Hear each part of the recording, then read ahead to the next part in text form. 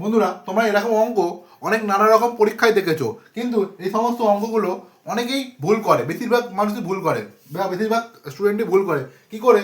দেখো, তুমি কি জানতে চাইছো, which is the smallest value জানতে চাইছো তো? যখন এরকম অঙ্ক আসবে, ঠিক আছে, দেখো অঙ্কটা কি জানতে চাইছে, 5-এর পাওয়ার 40, 2-এর পাওয়ার 70, 3-এর পাওয়ার 40, 4-এর পাওয়ার 30। যখন এরকম পাওয়ার দিয়ে দেবে, পরীক্ষায় সম্ভব তো নয় 5-এর 40 পাওয়ার বার করা, 2-এর 70 পাওয়ার বার করা সম্ভব নয়। তখন এই পাওয়ারগুলোর মধ্যে কমন নিয়ে নাও। কি কমন নেবে? এইচ সেভ করে নাও। এইচ সেভ দেখো, সব করে এইচ সেভ করে 10 এইচ সেভ আসবে। কাটো 10 দিয়ে, 4, এটা কত 7, এটা কত 4, এটা কত আসছে 3। এবার দেখো 5-এর পাওয়ার যেহেতু 4, 5-এর পাওয়ার 4 মানে কত? 5-এর পাওয়ার 4 মানে 5 ইন্টু 5 ইন্টু 5 ইন্টু 5, তাহলে 625। 4টে 5 এ করে দাও, মাল্টিপ্লাই করে দাও। 2-এর পাওয়ার 7, 2-এর পাওয়ার 7 মানে কত? 128। 7খানা 2 মাল্টিপ্লাই করে দাও। 3-এর পাওয়ার 4, 3-এর পাওয়ার 4 মানে কত? 4টে 3 মাল্টিপ্লাই করে দাও, মানে 81।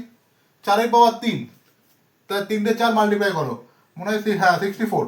তাহলে সব থেকে কি জানতে চাইছে, স্মলেস্ট ভ্যালু কি? 64 আসছে, 4-এর পাওয়ার 30।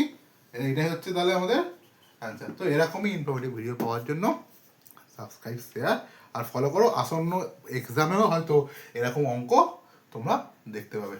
নমস্কার, জয় হিন্দ, ভারত মাতা জয়।